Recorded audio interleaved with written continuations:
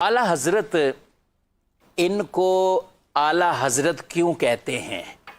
अच्छा, सहाबा का नाम लें, नबी पाक अलैहिस्सलाम का भी हम नाम लेते तो यूँ किताबों में बयान किया जाता ना, हज़रत फुला, ठीक है, हज़रत सैयदना मुहम्मद सल्लल्लाहु अलैहि वसल्लम, ठीक है।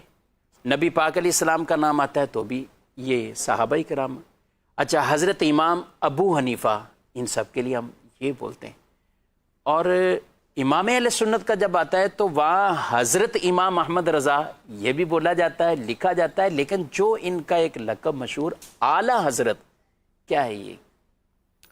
बिस्मिल्लाहिर्रहमानिर्रहीम। देखिए, सबसे पहले तो आला ये बड़े को बोलते हैं, बुलंद को, अज़मत वाले को बोलते हैं।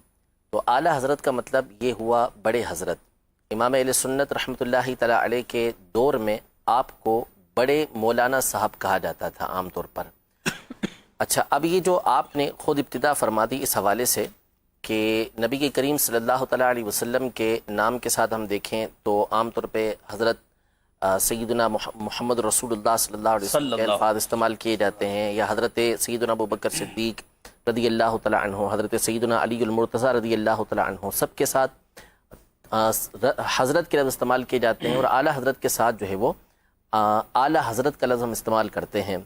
तो इस पर बाज़ लोग एतराज़ करते हैं कि आपने आला हज़रत को ये सबसे बड़ा दिया, यानी दीगर को तो आप फ़कत हज़रत कह रहे हैं, और जब इमाम अहले सुन्नत की बात आती है, इमाम अहमद रज़ा की बात आती है, तो आप आला हज़रत ये कहते हैं। तो ये गोया के आला हज़रत को बड़ा देना है, ठीक है। तो ये एतराज़ बिल्कुल बातिल है। असल ये है कि अव्वल तो मैं आपको इसके कुछ इल्ज़ामी जवाबात अर्ज़ कर दूँ कि ऐसे अल्फाज जो होते हैं वो उमूमी तौर पे लक़ब के तौर पे इस्तेमाल होते हैं, ठीक है।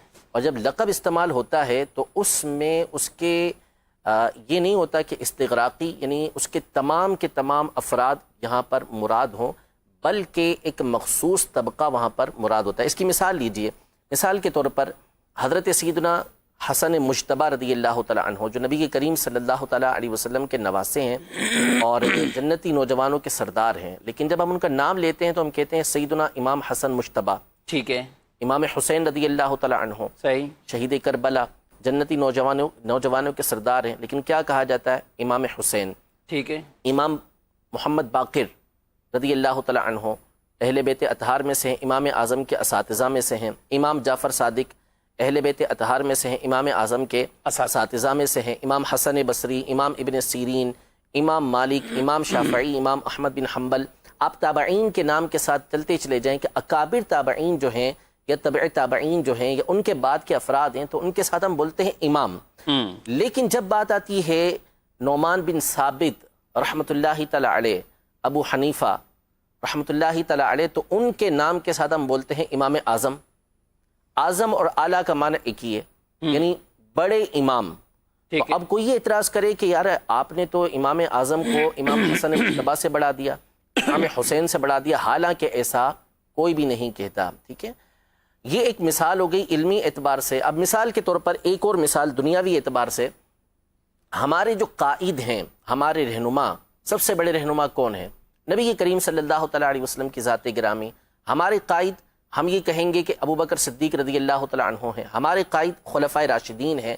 हमारे कायद अहले बैत अतहार हैं। हम कायद कहते हैं कि कायद अहले सुन्नत फ़ुला कायद, फ़ुला कायद, फ़ुला कायद।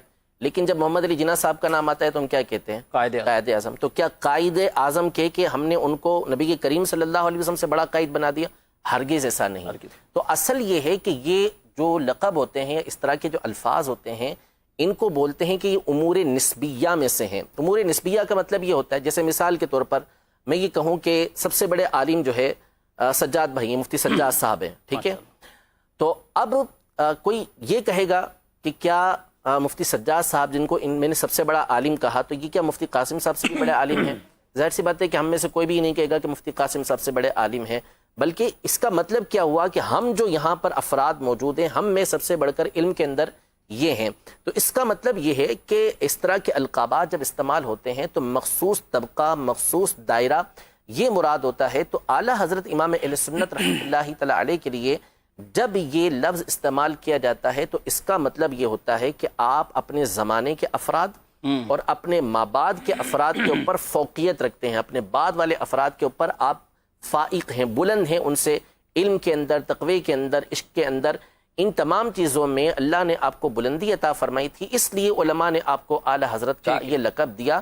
نعوذ باللہ اس کا مطلب یہ نہیں ہوتا کہ پچھلے جو بڑے بڑے اکابر گزرے ہیں ان کے اوپر اعلیٰ حضرت رحمۃ اللہ تعالی علیہ کو فوقیت دی جا رہی ہے۔ قرآن مجید فرقان حمید میں اللہ تبارک و تعالی ارشاد فرماتا ہے، یرفع اللہ الذین آمنوا منکم والذین اوتوا العلم درجات، کہ اللہ تبارک و تعالی تم میں سے ان لوگوں کے درجات کو بلند کرتا ہے جو ایمان والے ہیں، بالخصوص ان کے درجات کو بلند کرتا ہے کہ جو علم والے ہیں۔ تو امام اہل سنت علم کے اندر اپنے زمانے کے اندر سب سے فائق تھے، اس اعتبار سے بھی آپ کے درجات کی دوسروں سے بلند۔ قرآن پاک میں ایک اور مقام پہ اللہ تبارک و تعالی ارشاد فرماتا ہے، وَأَنْتُمُ الْأَعْلَوْنَ إِن كُنْتُم مُؤْمِنِينَ، اگر تم ایمان والے ہو، مومن ہو تو تم ہی اعلیٰ ہو۔ تو اعلیٰ حضرت رحمۃ اللہ تعالی علیہ کامل ایمان والے تھے کہ آپ جب پیدا ہوئے اس کی جو تاریخ بنتی ہے وہ بنتی ہی یہی ہے کہ اللہ تبارک و تعالی نے ان کے دلوں کے اندر ایمان کو مضبوط کر ڈالا ہے۔ ماشاءاللہ۔ تو امام اہل سنت کامل مومن تھے، اس اعتبار سے بھی آپ کو اعلیٰ کہا جاتا ہے۔ تو نعوذ باللہ اس کا مطلب یہ نہیں کہ آپ پچھلوں سے بھی یعنی جو اکابر تابعین ہیں، جو صحابہ کرام علیہم رضوان ہیں، ان سے بھی اعلیٰ ہوں، ایسا نہیں، بلکہ اپنے ایک دائرے کار کے اندر اپنے بعد والوں کے اوپر آپ کو یہ الفاظ، یہ لفظ جب بولے جاتا ہے تو ان میں بلندی مراد ہوتی ہے، اور لقب جب دیے جاتے ہیں نا تو لقب سے ایک مخصوص شخصیت مراد ہوتی ہے، اس میں استغراق یعنی تمام کے تمام کو گھیر لینا یہ مراد نہیں ہوا نہیں ہوتا۔ ماشاءاللہ۔